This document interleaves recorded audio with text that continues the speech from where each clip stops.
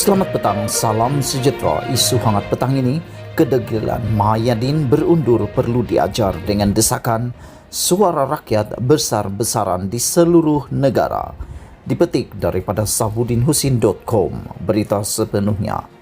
Isu sebenar yang ada di depan mata kita sekarang ialah tindakan derhaka yang nyata sebuah kerajaan kepada yang di-Pertuan Agong dan Istana Negara.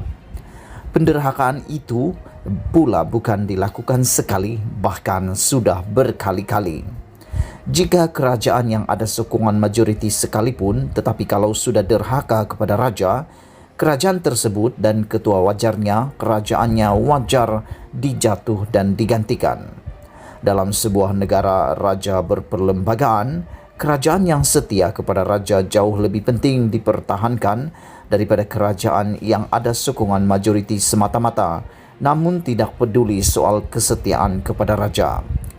Tentulah juga jauh lebih afdal sebuah kerajaan itu ditentang dan dijatuhkan jika selain keabsahannya diragui atau lebih tepat tiada sokongan majoriti dimiliki, ditambah lagi dengan bersikap derhaka yang berulang kali dilakukannya. Dengan kata lain atau kata mudah, itulah gambaran kerajaan PN pimpinan Mahyadin Mat Yassin sekarang ini. Setelah bertahun berdolak-dalik dan mencari pelbagai helah untuk kedudukan sokongan yang dimilikinya diuji, perkara itu kini melarat kepada soal penderhakaan sehingga Agong secara terbuka menzahirkan rasa amat duka cita yang sebenarnya itulah tanda murka seorang raja. Tidak pernah keadaan seperti ini berlaku sebelum ini, di mana kedudukan Agong seolah-olah dipermainkan dan ditipu demi kepentingan kuasa oleh kerajaan yang memerintah. Oleh yang demikian, Mahyadin dan kerajaan PN ini sebenarnya tidak boleh dan tidak harus dipertahankan lagi, walau atas apa alasan sekalipun. Mahyadin mesti berundur serta meletakkan jawatan, dan jika enggan, beliau harus dipaksa berbuat demikian.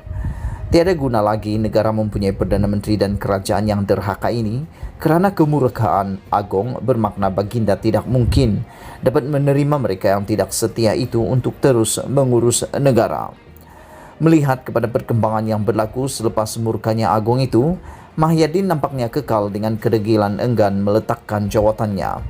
Malah beliau cuba mempertahankan dengan menjustifikasi tindakan berkaitan pembatalan darurat itu melalui kenyataan media tanpa nama oleh pejabat Perdana Menteri atau PMO. Menyanggah titah raja dengan panjang lebar melalui surat tanpa nama adalah perbuatan biadab dalam berkomunikasi dengan istana serta di luar tata susila kesopanan dan kesetiaan sebagai warga negara yang taat setia kepada raja. Kalau surat Istana Negara ada penamanya, mengapa surat PMO langsung tiada nama? Siapa yang mengeluarkan kenyataan media itu?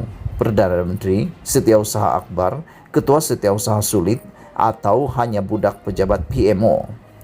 Selain itu, kenyataan media PMO itu juga seperti Mahyadin mahu mengajak Istana Negara terus bergaduh dan berperang, dengan hakikat beliau masih cuba menegakkan benang basah bersabit isu yang timbul.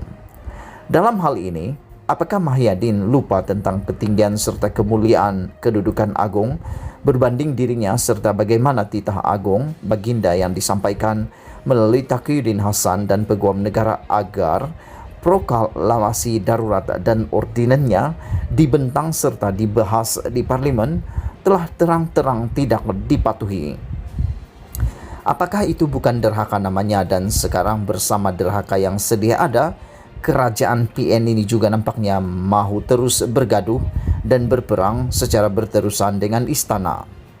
Penyelesaian paling mudah bagi kemelut ini tidak lain ialah Mahyadin dan seluruh kabinetnya, termasuk dua beradik yang menjadi peguam negara dan speaker parlimen, mesti meletak jawatan dengan segera. Apabila derhaka sehingga raja murka, pilihan yang ada hanya berundur dengan serta-merta. Penderhakaan mereka bukan saja menyinggung hati Agong sehingga baginda jadi murka. Bahkan majoriti rakyat sendiri pun kini tambah benci dengan kerajaan PN ini. Sudahlah, tiada majoriti ditambah lagi dengan derhaka dan akhirnya jadilah ia seburuk-buruk kerajaan di muka bumi ini. Mendepani keadaan ini, Mahyadin dan kerajaan PN tidak mungkin lagi dapat berperanan dengan baik dalam mengurus negara, jauh sekali untuk saling bekerja sama dengan istana. Lagi lama beliau bertahan hanya menyebabkan negara kian jahanam jadinya. Berpegang kepada prinsip kesetiaan kepada raja, kiranya Mahyadin dan kabinetnya terus berdegil dan enggan berundur dalam 2-3 hari mendatang, sebenarnya akan menjadi kewajiban agar seluruh rakyat bangun bersuara melalui apa jua saluran yang ada bagi menuntut peletakan jawatan semua yang derhaka itu. Kita tidak harus membiarkan mereka yang derhaka ini terus bergayut lebih lama dengan kuasa tanpa keabsahannya. Tambahan lagi, hanya mereka yang tidak waras saja sanggup membiarkan negara ini ditakbir oleh golongan penderhaka. Demi menyelamatkan negara dan sebagai tanda kesetiaan kepada raja, inilah satu-satunya pilihan yang tinggal untuk mengajar Perdana Menteri dan kerajaan tak erti bahasa ini. Ditulis oleh Sahbudin Husin, 30 Julai 2021.